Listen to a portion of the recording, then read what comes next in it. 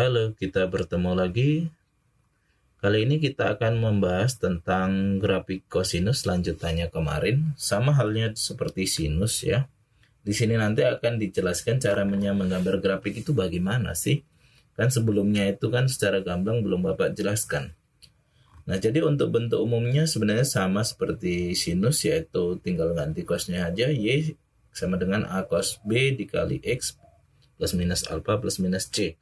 Nah, C di sini jarang biasanya digunakan. Untuk ininya jarang. Dia untuk ini untuk naik atas atau naik turunnya. Nah, di sini A ini adalah simpangan terjauh atau amplitude. Nah, ini grafik akan mencapai maksimum. Maksimum itu titik puncaknya ya pada saat A-nya positif dan saat A-nya itu negatif. B itu adalah banyak gelombangnya dalam satu periode atau 2pi. Ya, 2pi itu dalam arti adalah 360. Jadi satu gelombang itu 360 derajat. Untuk periodenya sendiri adalah 360 per B. Nah, untuk alpanya ini adalah bagian X-nya ya. Alpha ini bagian X-nya itu geser ke kiri kalau plus, kalau min geser ke kanan sebanyak alpha. Berarti kalau 0 berarti cuma berhenti di 0. Dan kalau 45 ya geser, kalau plus 45 berarti geser ke kiri sebanyak 45 atau min 45 derajat. Nah, arti C sendiri itu adalah geser ke atas dan ke bawah ya. Ke atas dan ke bawahnya. Nah, ini nanti kalau ke atas berarti ya di atas 0 ya. Di atas X-nya itu berarti tidak pas di sumbu X-nya. Nah, ini contohnya jarang Bapak bahas. Kalau min geser ke bawah sebanyak C. C ini nanti nilainya belum tahu berapa. Nah, kita lihat pertama terlebih dahulu untuk menggambar grafik kalian harus tahu sudut istimewa trigonometri. Nah, ini wajib kalian hafalkan. Ya, dari sin. Nah, sin ini mulai dari 0 derajat, 30 derajat, 45 derajat, 90 derajat, 60 derajat dan 90 derajat. 0 terus naik setengah. Ini setengah ini artinya setengah akar 1 ya. Terus setengah akar 2, setengah akar 3, terus ini adalah setengah akar 4. Nah, akar 4 sendiri adalah 2 kan? 2 kali setengah kan 1. Nah, terus cos ini kebalikannya. Cos ini kebalikannya berarti kalau cos 0, 1, setengah akar 3, setengah akar 2, setengah dan 0. Nah, terus untuk tan ini adalah dibagi sin per cos. Nah, 0 per 1 kan 0, setengah bagi setengah akar 3, sepertiga akar 3. Nah, ini kan nanti kan kalau dibagi kan per akar 3 nanti dirasionalkan maka dapatnya adalah sepertiga akar 3. Terus 45 setengah akar 2 bagi setengah akar 2 ya 1. Setengah akar 3 bagi setengah ya akar 3. 1 bagi 0 tak hingga.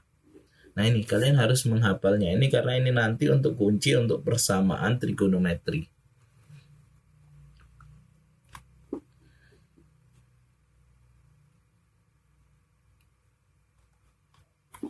Oke, kita lihat contohnya.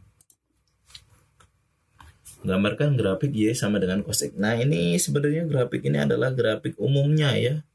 Cos X ini artinya cos berapapun, 90, 60 atau berapapun.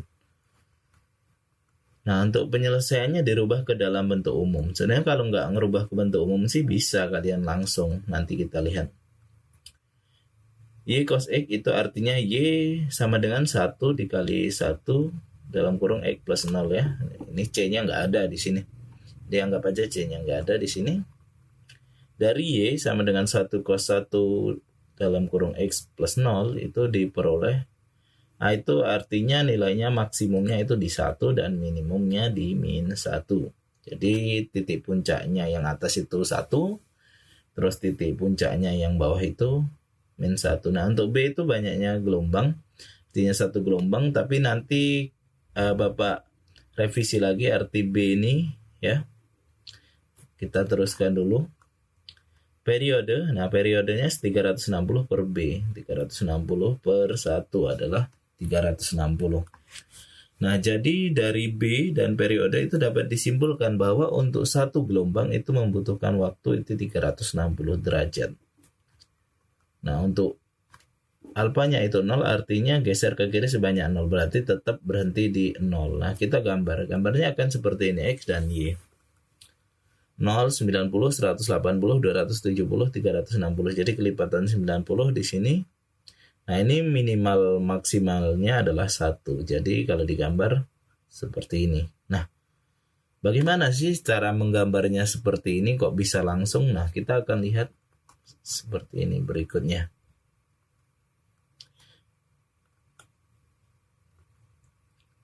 Cara membuat grafik. Nah, untuk membuat grafik Y sama dengan cos X itu dimisalkan. Misalkan X-nya 0. X-nya 0 berarti cos 0 tadi berapa? Cos 0 adalah 1. Berarti titiknya adalah 0 derajat, 1. Kita X-nya 90 ya, substitusi silakan lagi. Cos 90, 0, Y-nya 0, maka 90 90 derajat, 0. Terus 180 juga sama. Maka dapatnya titiknya 180, min 1. Terus 270 juga sama, dilakukan angka yang sama. Dan 360 juga sama. Nah, akan mendapat titik koordinat. Nah, untuk kelipatan 90, 180, 270, dan 360, kalian selalu mikir ya, cos itu nilai yang positif itu hanya ada di kuadran pertama dan kuadran keempat ya. Sorry. Nah, untuk cos ini nanti kita lihat untuk kuadrannya ya. Untuk kuadrannya kita lihat cos ini negatif di kuadran 2 ya. Nanti kita akan bahas itu tentang kuadran. Nah, kita gambar, kita buat titiknya sama saja seperti ini. Kita buat titiknya karena kan maksimalnya adalah 1 ya, nggak mungkin lebih itu. Nah, 0, ya ini titiknya dibuat dulu ya. Ini 180, ini 270, dan ini adalah 360. Nah, jadi hubungkan. Maka kalau kalian mau mencari titik yang lain boleh, tetapi usahakan yang bulat saja kalau menggambar.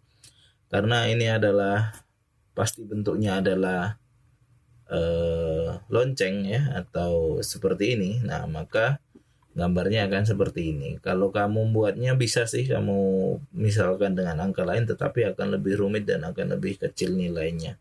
Tapi hasilnya akan seperti ini. Nah, ini artinya apa? Ini mempunyai satu gelombang ya. Ini setengah, di sini setengah. Berarti 1. Ini seperempat, ini seperempat. Nah, berarti kan setengah. Ini ada setengah. Berarti setengah tambah setengah ada satu gelombang. Nah, ini cara menggambarnya. Nah, contoh kedua. Nah, gambarkan Y sama dengan 3 cos 2. Ya, sama caranya. Dirubah ke bentuk umum A cos B dalam kurung X plus minus alpha plus minus C. Jadi cos 2X, maka 2X itu dirubah menjadi 2 dikali X plus 0. Nah, biarkan sama kan seperti ini. Nah, kemudian maksimalnya 3, A-nya 3, berarti B-nya 2.